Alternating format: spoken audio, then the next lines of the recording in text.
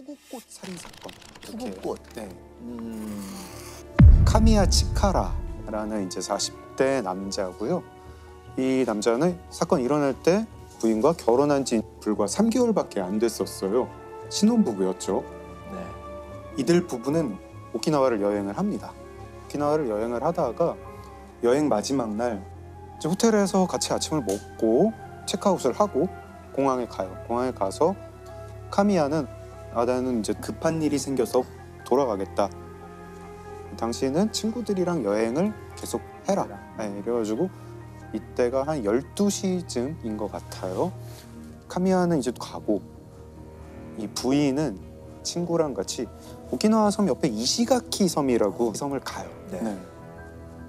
이제 이시가키 섬에 도착하니까 1시 조금 안 되고 택시를 타고 호텔로 가는데 네. 거기서부터 이 카미야의 젊은 부인이 좀 상태가 안 좋아져요. 막 땀을 막 흘리고 뭐 좀 약간 호텔에 가서는 급격히 상태가 안 좋아져가지고 막 구토를 하려고 하고 약간 마비 증상이 오는 것 같고 그래서 친구들이 구급차를 불러가지고 병원으로 갔는데 3시쯤 병원에서 사망을 해요. 이상하죠. 전날까지 멀쩡하던 그렇죠. 사람이 나이가 많은 것도 아니고 누가 봐도 변사인데 그렇죠. 그래서 사망 다음 날에 남편의 허락을 받아가지고 부검을 하는데 사인이 뭔지 잘 모르겠고 약간 심장 색깔이 바뀌어 있었다고 해요. 근데 이 남편이 태도가 너무 침착해요. 너무 흥분함도 없이. 그리고 이 남편이 이제 이 법의학자분한테 한 이상한 말 중에 장기를 다 제자리에 두셨나요? 이런 게 물어봤다고요. 장기를 다 제자리에 두셨나요? 예. 이게 남편이 아내 부검 뒤에 법의학자한테 할 말이 좀 이상한데. 아니잖아요. 뭐 그런 건 묻지 않죠. 예. 부검이라는 행위는 정확한 사인을 찾기 위해서는 장기에 대해서는 얼마든지 손을 대거든요. 근데 대신 외형적으로는 깔끔히 마무리해 주십시오. 이런 부탁은 해요. 네. 네. 그래서 이 법의학자분이 그 부검 보고서에는 그냥 급성 심근경색이라고 쓰는데 좀 이상하다 생각을 하면서 뭐라고 뭐 증거는 없으니까 사인도 잘 모르겠고 그래서 이 법의학자분이 심장이랑 혈액을 따로 보관을 하세요. 검사용 말고 따로 네. 내가 또 보관을 한 네, 거죠. 보관을 했습니다. 그리고 이 친구들이 남편을 좀 의심을 합니다. 이 남편이 카미야라는 남자가 알게 된 지 6일 만에 청혼을 하는데 부인한테 자기가 공인회계사다 이렇게 얘기를 했는데 친구들이 보기에 좀 이 남자가 공인회계사 같지가 않은 거예요. 그래서 공인회계사 명단을 입수를 해가지고 봤더니 거기에 카미야 치카라라는 이름은 없었어요. 그래서 당신 공인회계사 아니지 않냐 했더니 카미야는 내가 공인회계사는 아니고 중소기업에서 회계를 봐주는 컨설팅 일을 하고 있다. 뭐 이러면서 대충 어물쩍 넘어갑니다. 그리고 좀 으스스한 게 카미야가 집에서 자기가 영양제를 만드는 사람이었어요. 자기가 영양제를 만들어서 부인한테 맨날 먹였어요. 그러니까 이거 좀 이상하죠. 그래서 친구들이 경찰에도 이거를 제보를 하고 언론사에도 제보를 하고 보험회사에도 연락을 합니다. 혹시 이 사람 생명보험 든 거 없냐. 카미야는 처음에는 자기가 보험 든 게 없다고 했는데 나중에 보니까 있었어요. 있었고 아내 이름으로. 아내 이름으로. 액수가 너무 컸어요. 1억엔이 넘는 수령액을 받게 돼 있는데 이게 1986년 일이었으니까 당시 환율로 한국 돈 10억 원에 해당하는 돈을 받게 될 예정이었고 그러니까 지금의 가치로 따지면 한 30억 정도 된다고 해요. 너무 의심스럽잖아요. 모든 게 다 인과관계가 있을 것 같은데. 네. 그래서 언론사가 먼저 취재를 합니다. 이 카미야 치카라라는 사람 주변을 보다 보니까 이 사람이 결혼 이번이 사실 3번째였는데 앞에 부인, 그 앞에 부인도 다 심근경색으로 사망했어요. 너무 심지어 2번째 부인 사망할 때는 보험금도 받았어요. 당시 경찰이 이제 이게 사망금을 노린 보험 살인이겠구나 하고 이제 의심을 하게 되죠. 그래서 그 부검이한테 다시 연락을 합니다. 사법 부검을 해달라 이렇게 의뢰를 해요. 그래서 법의학자분이 카미야의 부인이 사망했던 증상이랑 비슷한 어떤 독성 물질을 계속 찾습니다. 찾다가 딱 맞아 떨어지는 거를 하나를 발견을 하는데 투구꽃이라는 그 식물의 독에 중독이 되면 이렇게 사망한다. 근데 투구꽃은 뿌리에 독이 많고 그 독은 이제 우리 이제 현대 용어로는 아코니틴이라고 하는 독입니다. 네. 1g만 복용을 해도 사람이 사망을 하는 맹독입니다. 네. 증상은 일단 먹으면 입에서 침을 많이 흘리게 되고 전신마비도 되고 구토도 오고 부정맥이 오는 그런 신경독이에요. 그렇죠. 근데 당시 1986년에는 사람 피에서 아코니틴을 추출할 수 있는 방법이 없었어요.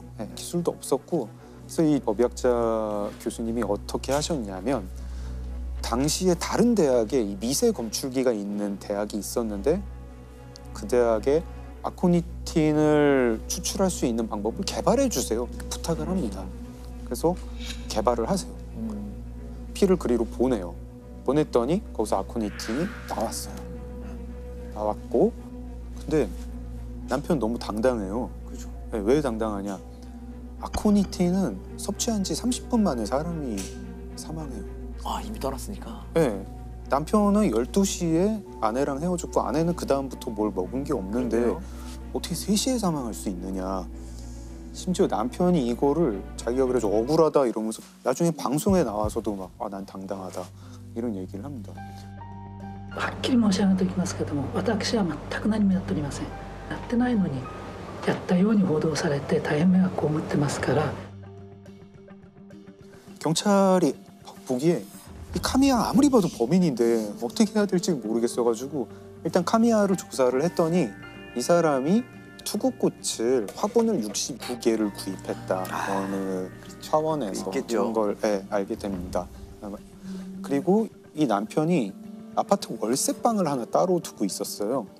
그 월세방에서 바닥에서 아코니틴 성분이 나옵니다.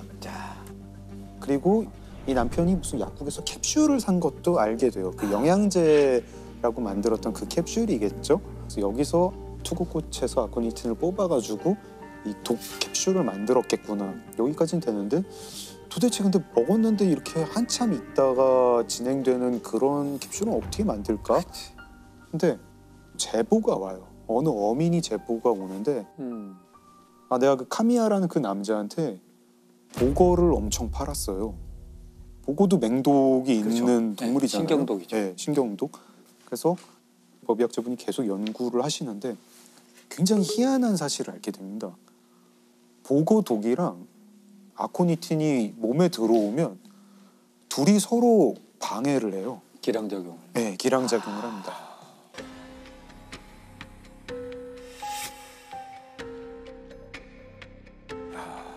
보고독은 아코니틴 독을 방해를 하고 아코니틴 독은 보고독을 방해를 해서 둘 다 원래 먹으면 그냥 바로 응급실 행인데 서로의 기능을 방해하는 거군요. 서로가. 서로의 기능을 방해를 합니다. 노벨상급인데. 아니 그거를 연구할 정도면 그냥 그 연구를 하지. 정도는 연구비로 받을 수 있을 텐데. 범인 카미야 치카라. 아이고. 이 사람은 그러니까 아파트를 빌려가지고 자기 사설 독극물 연구소를 차린 거잖아요. 그런 거네요. 나중에 보니까 생쥐도 여러 마리 구입을 했더라고요. 그 아파트에서 어떻게 하면 보험금 잘 탈 수 있을까? 어떻게 하면 사람 잘 죽일 수 있을까? 이거를 가지고 치밀하네요. 치밀하죠. 세상에. 이거는 연쇄살인의 계획이네요. 그러니까 첫 번째, 두 그 번째 사건만 가지고 네. 이렇게 연구할 리는 그랬어요. 없어요. 네. 근데 사실 전 부인 같은 경우에는 뭐 지금 입증할 수는 없어서 기소는 못 합니다. 그래서 세 번째 부인만 가지고 기소를 해서 무기징역을 받았고요. 감옥에서 암에 걸려가지고 2012년에 사망을 했습니다. 이 사건을 해결하는 게 결국 이 법의학자 분이 혈액을 보관해서 해결하게 된 거죠. 아마 그 부검의사는 심장이 문제가 심근경색은 주로 동맥경화가 있어야 되거든요. 어떤 형태는 혈류의 공급이 안 돼야 돼요. 근데 젊은 여성들은 에스트로겐이나 호르몬이 있기 때문에 심근경색이 올 일이 없어요. 동맥경화가 막아져요. 그래서 사건이 풀리게 돼요. 그러니까 젊은 여성의 심근경색이 이해가 안 되니까 네. 보관을 다 해놓은 거예요. 이거 관상부분도 이상하다. 깨끗하고. 심근경색이 출해된 이유는 모르겠고 그러니까 뭔가에 우리가 증명하지 못한 요인이 있을 걸로 보이니까 심근하고 혈액을 보관했을 거예요. 그러다 사건이 풀리게 된 거죠. 진정한 법의학자의 정말 그 열정이네요. 그렇죠. 그러니까 항상 의심하는 자세. 네. 오. 경북 상주 농약 사이다 아, 네. 사건입니다. 경북 상주의 한 마을회관에서 음료수를 마신 할머니들이 의식을 잃고 쓰러져 중태에 빠졌습니다. 국과수 감정 결과 음료수에는 살충제 성분의 농약이 들었던 것으로 확인됐습니다. 무색 무취의 농약이라서 할머니들이 농약이 섞여 있다는 것을 모른 채 음료수를 마셨던 것으로 보입니다. 때는 이제 2015년 7월 14일이고요. 마을 회관에 할머니 7분이 모입니다. 7월이니까 덥잖아요. 그렇죠. 아우 더우니까 목마르다. 뭐 먹을 거 없나? 마실 거 없나? 하고 냉장고 문을 열어요. 사이다가 페트병으로 있었는데 뚜껑이 사이다 뚜껑이 아니라 자양강장제 뚜껑으로 닫혀 있었어요. 할머니 한 분이 그걸 꺼내 와가지고 밥그릇에 돌려가지고 나눠 드십니다. 나눠 드시는데 한 분은 내가 집에서 마가루를 이제 물에 타가지고 마시고 와가지고 난 안 먹겠다. 이러면서 한 분은 안 드세요. 드시고 나서 조금 있다가 한 분, 두 분 쓰러지세요. 한 분, 두 분 쓰러지고 할머니들이 이제 쓰러진 채로 구토를 해가지고 토사물이 얼굴에 뒤덮이고 하도 한 분은 이제 그 구토를 격렬하게 하셔가지고 틀니가 빠질 지경이 돼요. 제일 젊었던 할머니가 비틀거리면서 나가요. 마을회관 옆집에 살던 할머니가 마당을 기어다니던 할머니를 보고 형님 왜 그래요? 이러면서 119에 신고를 합니다. 그 마을회관 안에는 할머니 5분이 계속 발작을 하고 계신 거예요. 예. 근데 그 안에 할머니 5분이 있다는 걸 구급차가 몰라요. 아이고 이런. 신고를 한 분만 했구나. 거의 1시간 가까이 돼서 이 5 할머니는 그때서야 병원을 가는 거예요. 그 할머니 6분 이제 다 중태에 빠지시고 결국 2분은 돌아가세요. 경찰이 당연히 오죠. 마을회관에 있던 모든 액체를 다 수거를 하고 금방 밝혀내요. 뭐 들어있다. 네. 사이다와 특정 성분의 살충제가 섞여 있었다. 이거는 그러면은 계획적인 범죄고 살인 범죄다. 수사를 하죠. 마을 입구에 CCTV가 있어요. 외부인 온 사람들을 다 수색을 해요. 근데 외부인 중에는 없는 것 같아요. 외부인 중에는 없는 것 같고 그럼 내부인인가? 이 마을 너무 작아가지고 마을 사람들 다 서로 알고 다 형님 동생하고 누가 원한 가진 사람도 없는데 이게 어떻게 이럴 수가 있지? 자연스럽게 의심의 방향은 왜 할머니가 7분이 모였는데 한 분만 사이다를 안 드셨나? 안 드신 분. 네. 그 안 드신 분한테 이제 수사 초점이 모아가게 되죠. 수사를 할 때 의심스러운 부분들이 많이 나와요. 그 할머니가 타고 다니는 전동 휠체어가 있는데 거기서 농약 성분이 나오고 이 할머니 옷에서 그 살충제 성분이 나와요. 제일 또 의심스러운 거 하나가 그 할머니 집에 그 마당 뒷뜰에 뚜껑 없는 자양강장제가 나오고 그 자양강장제 안에 살충제가 성분이 나와요. 그리고 할머니 집에서 자양강장제가 9병이 더 나오는데 그 9병이랑 마당에서 발견된 한 병이랑 유통기한이랑 제조번호가 같아요. 같은 세트네요. 네, 같은 세트. 10개짜리 한 상자를 사서 하나를 마시거나 비우고 거기에 살충제를 넣어서 마을회관에 가서 사이다를 탄 거 아닐까? 이제 경찰이 이 할머니를 용의자로 특정을 하고 체포를 합니다. 저는 경찰청에서 제가 근무할 때여서 투입이 됐어요. 이분이 마을회관으로 가는 동선이 늘 있어요. 네. 늘 있는데 공교롭게도 그랬는지 아니면 자기가 범행을 하려고 하는 긴장도 때문에 그런지 그날 다른 곳으로 가요.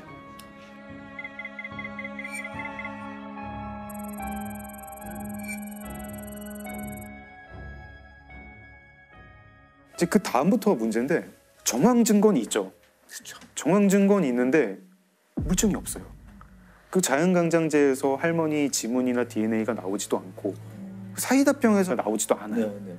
그리고 할머니가 그 살충제를 사이다에 섞는 게 CCTV에 찍힌 것도 아니고 그걸 본 사람도 없어요. 할머니도 자백하지 않아요. 안 그랬다고 그러시고. 할머니는 끝까지 나는 절대 그러지 않는다. 강력범죄의 어떤 성향이 있는 분들도 아니고 하니 계기만 만들어주면 잘 자기가 이 범죄가 왜 저질러졌는지에 대한 동기를 스스로 밝히고 자백을 할 줄 알았는데 끝까지 완강하게 결국은 마지막까지 이렇게 자백하지 않고 갔는데 그렇게 해서 국민참여재판에 신청을 하게 돼요.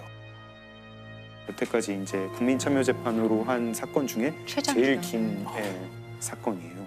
굉장히 치열한 공방을 거쳐가지고 국민참여재판이 5일 동안 결국에는 이제 배심원들이 전원 유죄로 판결을 내립니다. 그리고 대법원도 결국 무기징역입니다. 정황 증거 쪽으로 간 거네요. 네, 정황 증거가 너무 유력한 게 많다 보니까 이 정도면 유죄로 봐야 된다. 이런 사건인데 안타깝기도 하고. 그러면은 살해 동기도 모르는 거네요. 검찰 측이 평소에 그 마을에 가면서 다른 할머니들랑 화투를 많이 쳤는데 화투를 치다가 사이가 좀 안 좋아졌다. 왜 속임수를 쓰느냐 이러면서 서로 싸우는 일이 많았다. 네. 이게 범행 동기다. 듣고 보면은 그 화투가 이제 정당 10원짜리 그 할머니들 다 소비였다고 그러시죠? 하는데 예. 그것 때문에 6사람을 독살을 한다? 살해 동기도 지금 그 검찰 측에서 주장하는 그걸로만 화투 지금 때문에 싸움이다. 동기가 사실 끝까지 우리 마음을 좀 불편하게 하고 그러니까 너무 사소하거나 이해할 수 없는 이유라 이거죠. 근데 농업 전문지에 농민분들이 이제 칼럼 쓰는 거를 보면은요 이런 게 되게 되풀이해서 나와요. 이렇게 답답한 줄 몰랐다. 스트레스는 참을 만한데 어디 갈 데가 없다. 사람 눈을 피해서 어디 갈 곳이 없다. 특히 이제 여성 농민 같은 경우에 거기 지역 전체가 이제 가부장적인 분위기고 남편이 또 이제 굉장히 가부장적인 사람인 경우에 자기 이 쌓인 한을 어디다 풀 데가 없는 거예요. 네. 실제로 이 상주 농약 사이다 사건 판결문에 이렇게 적혀 있습니다. 피고인은 1950년경 남편과 결혼 후 극심한 가정폭력에 시달려 순탄치 않은 40년의 결혼 생활을 해왔다. 피고인은 오랜 기간 누적되어 온 강압적 환경에 대한 스트레스 및 폭력에 의한 억압, 자존감 저하로 인하여 급기야 사소한 감정 문제에도 심한 분노를 느끼는 지경에 이르렀다. 제가 종합보고서에 썼던 내용이거든요. 학대받는 여성 증후군의 증상들을 조금 나타내셨어요, 이분이. 실제로. 그 문제로 인해서 이분이 자기가 뭔가 침해받는 것에 대해서 너무 예민한 반응을 해오셨어요. 그러니까 분노나 이런 건 조절이 잘 안 돼 있고 내 텃밭에 누군가 옆집에서 팔을 한 2단만 여기 심어놓게요 해도 뽑아서 막 던져버릴 정도로 이제 감정이 극단적으로 왔다 갔다 하는 약간 문제가 있어서 이게 누적되어 와서 나를 무시하고 속여 나를 계속 뭐 이런 것이 이제 촉발되었다고 보는 거죠. 씁쓸하게 또 저희 마음을 좀 무겁게 만드는 사건이었습니다. 근데 지금도 농약 때문에 돌아가시는 분은 여전히 있습니다. 똑같은 살충제가 등장하는 2010년대 사건들을 몇 개를 짧게 말씀을 드릴게요. 다 같은 제품입니다. 다 같은 살충제예요. 2012년 경로당에 모인 어르신 6분이 비빔밥을 먹고 쓰러집니다. 분석을 해보니까 밥에 살충제가 있었어요. 밥에. 증거도 없고 목격자도 없고 결국 범인 못 잡았어요. 미제예요. 네, 미제예요. 2013년 충북 보은 농약 콩나물밥 사건. 보은 음식점에서 콩나물밥 드신 어르신 6명이 쓰러지고 그중에 역시 한 분이 사망을 하는 건데 분석을 해봤더니 양념간장에 그 살충제가 있었어요. 똑같은 살충제. 네, 다 똑같은 살충제예요. 이것도 끝까지 범인 못 잡았습니다. 2016년 경북 청송 농약 소주 사건. 네. 여기서도 냉장고에 있던 소주를 꺼내서 드신 60대 어르신 2분이 쓰러지고 한 분이 돌아가세요. 네. 사건이 엄청 많네요, 진짜. 뭐가 이런 게 반복이 되면은 그 밑에 뭔가 구조적 원인이 있는 거죠. 네. 패턴이 있다는 거는 밑에 구조가 있다는 거고 제일 공통점은 일단 그 특정 살충제가 계속 등장을 하는 거죠. 왜 자꾸 이 특정 살충제가 등장을 할까?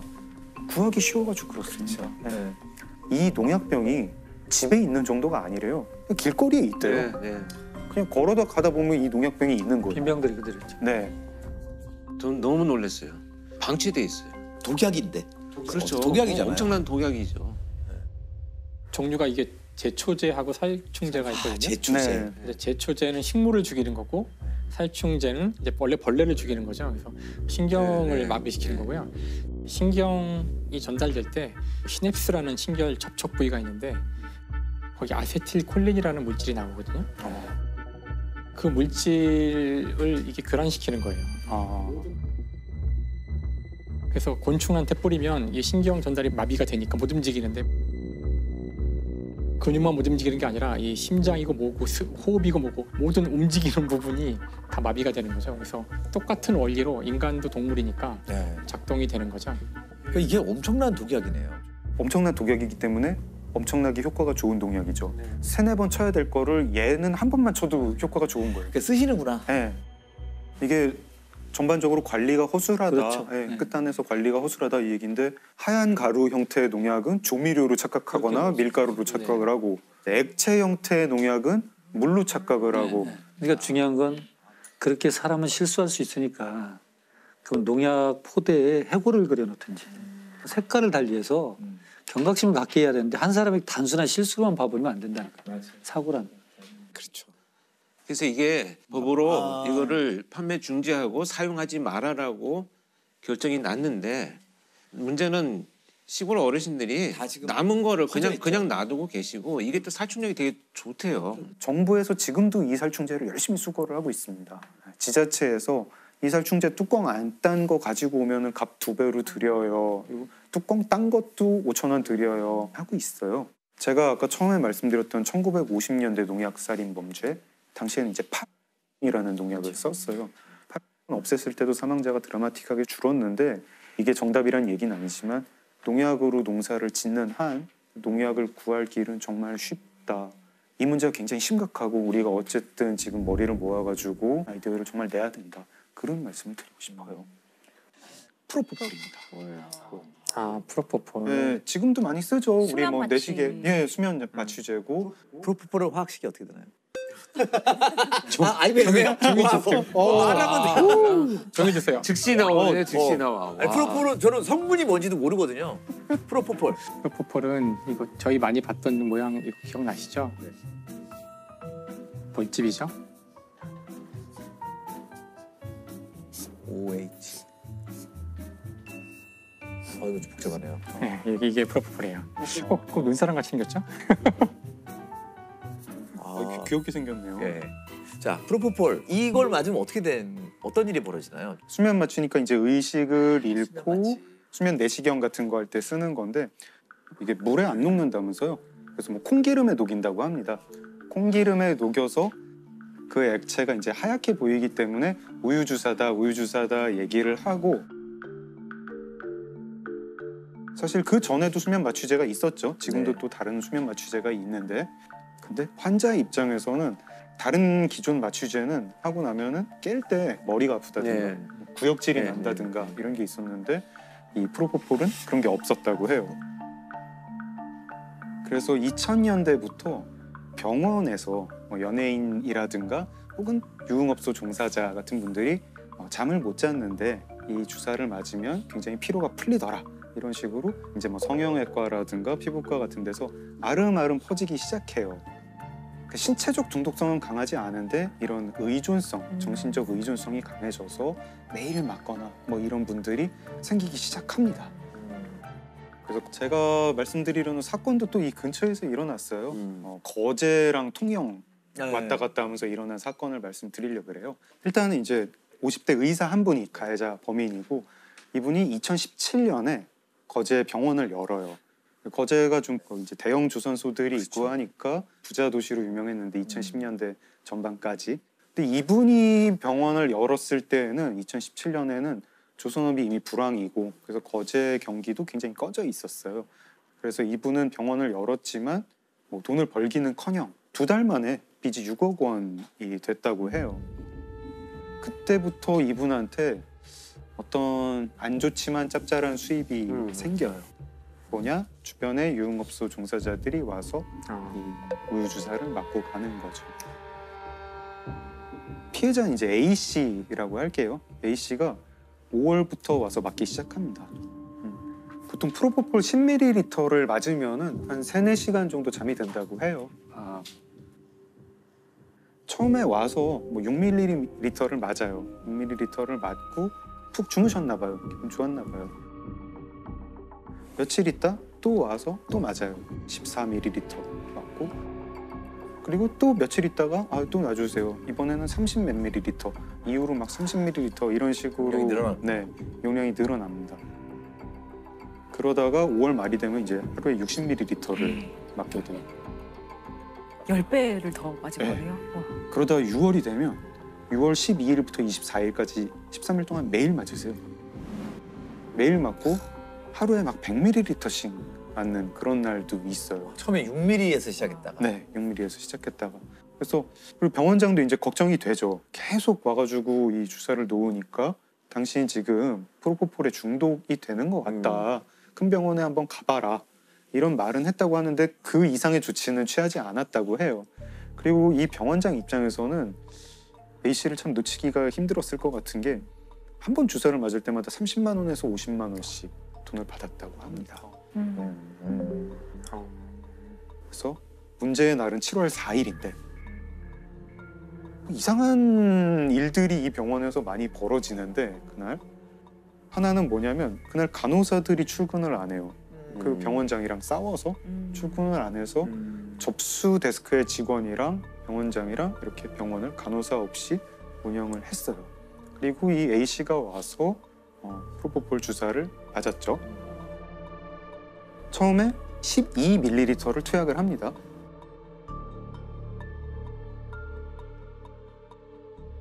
근데 A 씨가 금방 깨요. 깨서 또 놔달라. 또 놓습니다.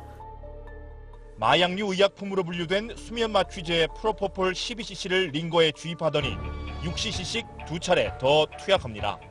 한 번에 5cc 이내 투약되는 게 일반적이지만 5배 가까이 더 주입된 겁니다.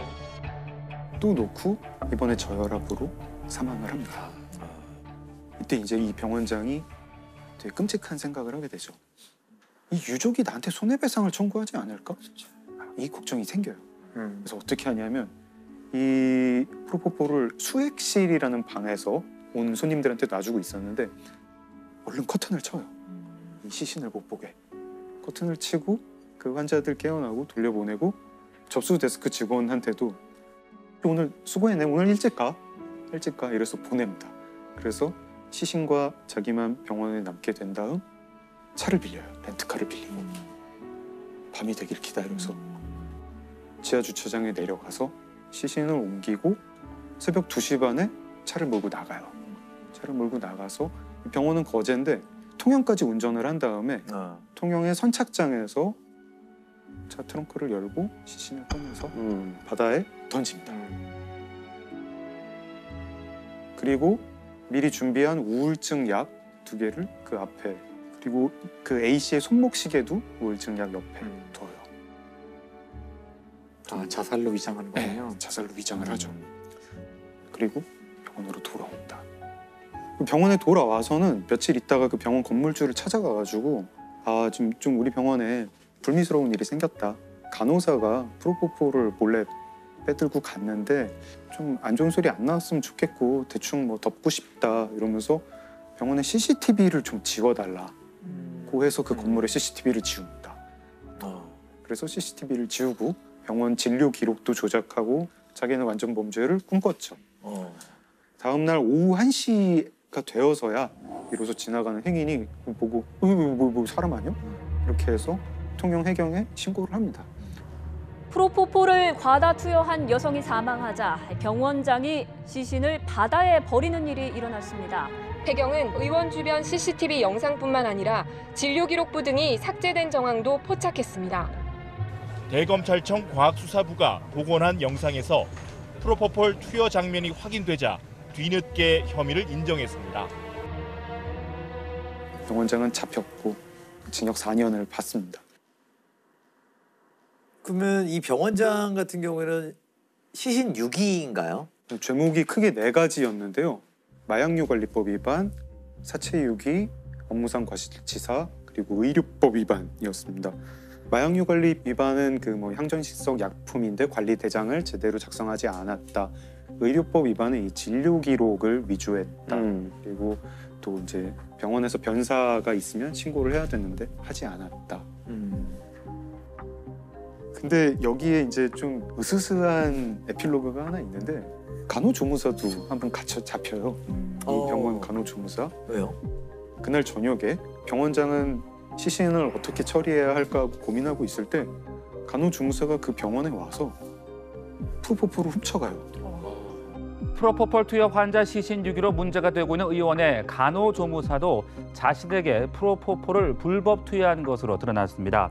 최근까지 해당 의원에서 일했던 A씨는 지난 5일 일하던 의원에서 약품을 몰래 가져왔다며 혐의를 인정한 것으로 전해졌습니다. 이상한 무슨 블랙 코미디 영화 같죠? 괴담 같은 이 사건과 무관하게. 이 사건과 병원장과 무관하게. 근데 이런 사고가 되게 똑같은 게 또 있더라고요. 2019년에는 여자친구한테 프로포폴을 투약했다가 그 여자친구가 사망하게 한 그런 성형외과 의사가 붙잡혔는데요. 이유가 그 여자친구가 불면증에 시달렸기 때문이다 이렇게 얘기를 합니다. 2020년에는 강남의 대형 성형외과에서 간호조무사로 일하던 분이 수술실에 몰래 들어가서 자기한테 프로포폴을 놨다가 숨지는 그런 사고가 납니다. 프로포폴 불법 투약. 이게 자꾸만 이런 사건이 일어나는 이유가 뭘까요? 저는 이제 근본적으로는 한국 사회에 문제가 있지 않나? 좀 그런 생각을 해요. 제가 가끔 병원을 갈 때 동네 의원급을 갈 때 가서 거기 붙어 있는 거 보고 되게 놀래요. 막 무슨 뭐 비타민 C 주사, 뭐 신데렐라 주사, 뭐 마늘 주사. 저는 이게 좀 가슴이 아픈 게 직장인들 많은 이 회사 건물 있는데 보면은 병원들에서 그 영업 되게 많이 해요. 그렇죠. 그리고 맞아요. 점심 시간에 맞고 오시는 분들 많으세요. 네, 맞아요. 피곤해서 전날 뭐 과음을 했거나 야근을 했거나 피곤해서 뭐 보통 수액 맞고 가라 그래가지고 뭐 영양제라 그래 한 1시간 정도 누워 있다가 맞으면은 근데 힘이 남아요. 근데 되게 많이들 누워 계세요. 뭐 꼭 환자분만이 아니라도 이 주사를 맞고 일단 한두 시간 누워 있을 때 제일 효과가 있는 건 아마 플라시보 효과 아니겠는가. 쉬니까. 누워 있고 이렇게 심리적인 효과가 훨씬 클 것 같아요. 강간 약물에 대한 이야기를 하려고 그래요. 사실 약물을 이용한 강간은 전에도 있어 왔던 일인데 최근에 이 문제가 이제 크게 이슈화된 것이 버닝썬 사건 때문이죠. 클럽 버닝썬에서 남성이 준 술을 마신 뒤 정신을 잃고 끔찍한 일을 당했다는 여성들의 증언이 이어지고 있는데요.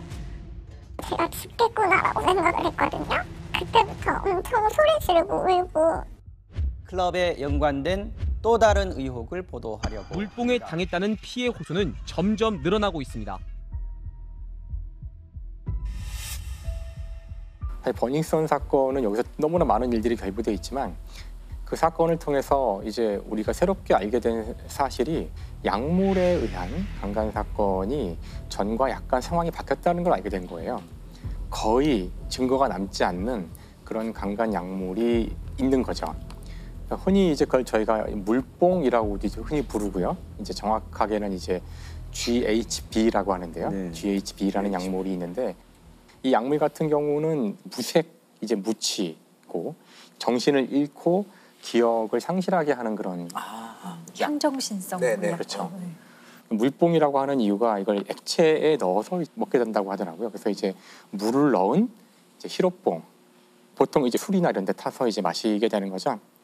그래서 제가 이제 오늘 또 마지막 가까운 또 오랜만에 봅니다. 또 그래서 오랜만에 뭐 이게 이제 바로 GHB. 그래도 탄소, 까만 건 탄소죠? 이제는 아시는군요. 이제는 서당계 3년이면 그러니까요. 까만 건 탄소. 이제 까만 건 탄소고 빨간 건 뭘까요? 산소? 네, 빨간 건 산소고 하얀 건 수소죠. 그러니까 사실 우리 몸에 있는 가장 흔한 생명의 원자들로 되어 있는 것이고, 그러니까 무슨 뜻이냐면은 이거는 몸에 들어가면 분해가 금방 되고 분해가 되면은 사람 몸에 반드시 필요한 물질이 된다는 뜻이죠. 그러니까 몇 시간, 한 12시간 정도 이상 지나게 되면은 사라지기 때문에 몸에 자연스럽게 흡수가 되는 거죠. 흡수가 돼서 사라지는 거예요. 몸에 다른 그 익숙한 물질로 바뀌거나 그러는 거죠. 네. 그래서 빠르게 검출을 하지 않으면 증거가 남지 않고 그런 되게 차원이 다른 종류의 약물이 하나 생겨난 거예요. 그래서 오늘 제가 얘기하려는 중요한 그 사건은 바로 이 GHB가 그 성범죄에 사용된다는 것이 널리 알려지게 된 계기가 바로 버닝썬 사건인데요. 그 클럽에서 남성 고객들을 유인하기 위해서 그 GHB 그것을 판매하거나 심지어 사용하는 것을 이제 묵인한다는 그런 의혹이 제기되었기 때문인데요. 여기서 태국 남성이 한 사람 등장을 해요. 태국 남성이 버닝썬의 VIP 룸에서 만났던 한국 여성과 뭐 술을 마시고 그러다가 여성은 정신을 잃었어요. 나중에 봤는데 이게 뭔가 이제 안 좋은 거죠. 분명히 성폭행을 당한 것 같고, 그래서 이제 가서 신고를 하고 했지만 이제 이미 제가 이야기한 것처럼 증거는 나오지 않았어요. 네. 그 CCTV를 보면은 그 피해자가 별다른 저항 없이 그냥 호텔로 들어가는 장면이 잡혀 있어요.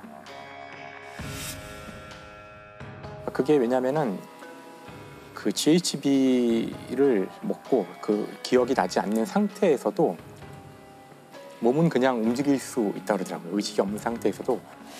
근데 이것이 이제 어떤 문제를 일으키냐면은 나중에 이렇게 CCTV 같은 증거가 남았을 때 이게 자의에 의해서 같이 그 호텔에 가거나 한 것이다라는 식으로 이제 악용이 될 수 있는 이제 그런 상황이 실제로 많이 만들어지거든요. 그래서 상당히 안 좋은 그런 효과라고 할 수 있죠.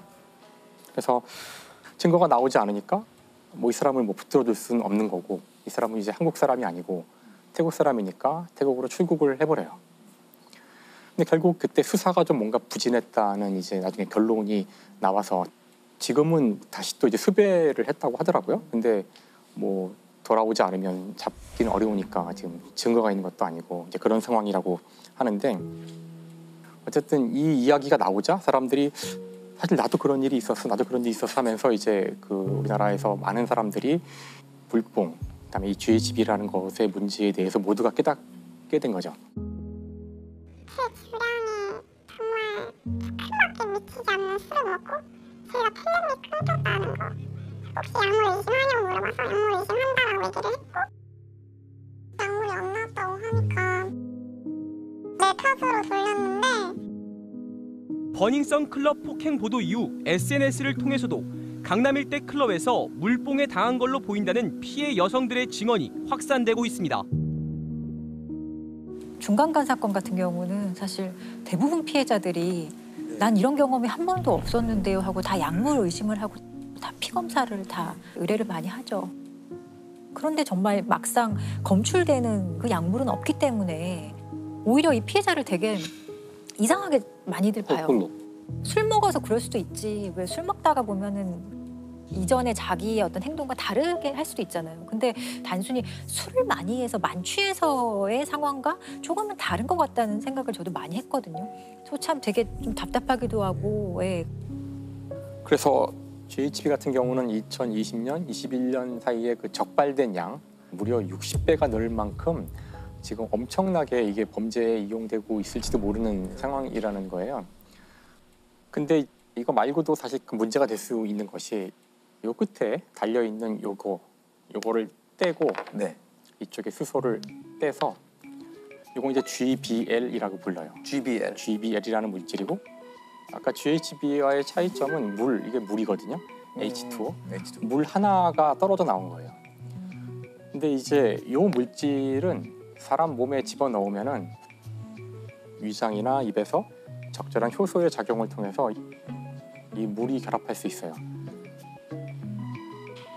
이 물이 결합하면은 금방 GHB가 되는 GHB가 거죠. 되네요. 예, 이런 원리가 있는데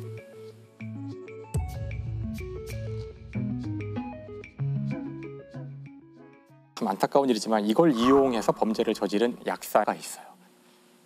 약사니까 이제 요걸 아는군요. 알고 있었던 것이죠. 그래서 30대 중반의 약사였던 A 씨가 약사나 이런 의사 이런 사람들로 주로 상대하는 그런 데이팅 웹 같은 게 있다 그러는데, 근데 거기서 이 약사 A가 어떤 여성 B를 만나서 이제 요 약물을 이용한 강간 사건을 벌이는 거죠. 이른바 물뽕으로 불리는 마약류 GBL을 이용해 여성들을 성폭행하려 한 약사가 기소됐습니다. A씨는 소개팅 애플리케이션 등을 통해 만난 여성 6명을 상대로 물뽕의 원료인 GBL을 술에 타 먹인 뒤 성폭행하는 등의 수법으로 성범죄를 저지른 혐의를 받고 있습니다. 이 경우는 아마 약의 양을 잘 맞추지 못한 건지 여성이 뭔가 이제 이상한데 다행히 정신을 잃거나 그런 건 아니어서 부랴부랴 병원에 가서 진단을 받았는데요. 그때 이제 바로 갔기 때문에 GHB를 검출할 수가 있었고 사실 이것이 현재 알려진 단 한 건의 물뽕을 이용해서 그 강간 시도를 했던 그 사건이에요. 유일하게. 그러니까 다른 것들은 다 의심은 되지만 한 번도 증거가 나온 적이 없어요. 그래서 검찰은 이제 수사를 한 끝에 약사 A 씨에게서 그 GBL을 1리터를 구매했다는 기록을 찾게 돼요. 1리터면은 이게 2,000명 정도를 네, 피해를 일으킬 수 있는 그런 분량이라고 하더라고요. 그래서 이 케이스가 이제 GBL이 검출된 첫 번째 케이스였지만 당시에는 그 GBL이 마약으로 또는 약물로 지정이 되어 있지 않았기 때문에 이것만 가지고는 뭐 어떻게 할 수 있는 게 없었고요. 하지만 이제 졸피뎀을 가지고 있었거든요. 그래서 당시 졸피뎀은 향정신성 의약품이었기 때문에 이제 이것 때문에 문제가 돼서 기소되는 데 도움이 되죠. A 씨 같은 경우는 징역 4년을 이제 선고받았고요. 그리고 5년 동안 아동 및 청소년 관련 기관에 취업할 수 없도록 이제 선고가 내려졌거든요. 근데 이게 지금 문제가 아까 얘기한 그 GHB는 그래도 마약으로 이미 지정이 돼 있고요. 이건 이제 소지하거나 그래도 안 되거든요. 네. 근데 문제는 이 물질은 아직 정식으로 이렇게 범죄용 약품으로는 지정이 안 돼 있다고 하더라고요. 사건 일어났을 당시에는 요 GHB의 원료가 되는 GBL은 그냥 원료인 거예요. 원료이기 때문에 이거는 소지하고 관리가 마약류 관리에 관한 법률에 따른 어떤 제재가 전혀 없었던 거예요. 이게 좀 문제가 많았기 때문에 그 마약류 관리에 관한 법률에 보면 아주 좀 유해하거나 뭔가 오남용이 우려될 때 그럴 때 임시 마약류 지정을 하는 그런 제도가 있어요. 네, 식품의약안전처에서 그걸 지정을 하는 건데 이제 2022년 1월이 되어서야 GBL이 그 임시 마약으로 지정이 돼요. 1년 이상의 유기징역이거든요. 그러니까 뭐 최대 30년까지 처벌받을 수 있는 거죠. 보통 뭐 약물로 인한 성범죄가 좀 더 가중처벌이 있나요? 약물을 사용했기 때문에 더 가중처벌한다는 규정은 우리나라에는 없어요. 예. 우리는 그래도 이제 마약에 대해서 좀 철저하게 관리를 해왔던 나라이기 때문에 이런 식의 얘기가 조금 뒤늦게 지금 나오기 시작을 한 거고 최근에 사실 되게 많이 퍼져 있다고 저도 느껴지거든요. 뭐 약물을 사용해서 결국에 의식을 잃게 만드는 게 목적이잖아요. 그렇죠. 그리고 뭔가 성범죄를 아주 용이한 상황을 만드는 거기 때문에 이것 자체가 폭행으로 보거든요. 네. 강간 상해죄나 강간 치상죄가 성립하는 경우가 있죠. 저는 칼과 총하고 무슨 차이가 있는지 모르겠어요. 더 위험할 수도 있죠. 사실은. 그러니까요. 그냥 칼을 들고 있다고 해도 피할 수도 있을 거고 눈에 보일 수도 있지만 이런데 몰래 타는 약물은 사실 오히려 모를 수 있기 때문에 이런 약물을 이용한 범죄를 특정 강력범죄에 신설을 한다든지 형량을 좀 더 강화한다든지 그럴 필요성은 전 충분히 있는 것 같아요. 사실 이게 우리만의 문제가 아니라 지금 말씀하신 것처럼 미국에서 2000년에 데이트 강간 약물 처벌법 통과가 됐는데요. 그게 나오게 된 그 배경도 그 바로 전해죠. 1999년에 15세 소녀가 그 약물을 주입받고 아마 범죄자는 성폭행 같은 걸 할 목적으로 약물을 투여했을 텐데 그 약물 때문에 죽어요. 사망을 해요. 근데 그때 투입했던 그 약물이 바로 이 GHB, 바로 이거였거든요. 그래서 이제 그때 법이 만들어지면서 아주 강하게 최대 20년, 그다음에 이 약물을 단순 소지하는 것만으로도 3년의 징역을 부과하는 그런 법들이 만들어지거든요.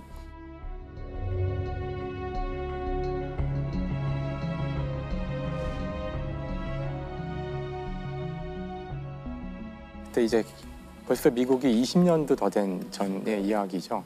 이제 우리가 이 문제를 이제 막 눈앞에 두고 있는 건데. 근데 여기에 일본 같은 데는 좀 이렇게 자정적으로 제약회사들에게 이런 마약류의 성분이 있는 것들은 좀 색소를 넣어서 음료와 결합했을 때 색이 변하는 정책을 좀 이렇게 좀 많이 권유를 하고 있다고 해요. 뭐 강제적으로 시행하는 건 아닌데 그런 걸로 좀 이 최소한 어떤 뭐 물과 결합했을 때 좀 색이 바뀐다든지 그런 식으로 눈에 좀 띄게 하는 방법도 있을 것 같아요. 이게 정말 이제 안 좋은 죄인 것이 어떻게 보면 우리 사회의 근간을 흔드는 거예요. 맞아요. 사실 이제부터 사람들이 만날 때마다 저 술에 혹시 저 사람이 뭘 타지 않았을까? 이제 이래야 한다는 것이 사실 이 사회에는 정말 엄청난 그 해악을 끼치는 거라서 그 사회 전체의 신뢰를 다 깨뜨리는 거죠. 물뽕이라는 마약을 시중에 대량 유통시킨 일당이 적발됐습니다. 경찰이 대대적인 마약 사범 단속을 벌여 수백 명을 검거했지만 클럽 내 물뽕 적발은 지지부진한 상황입니다.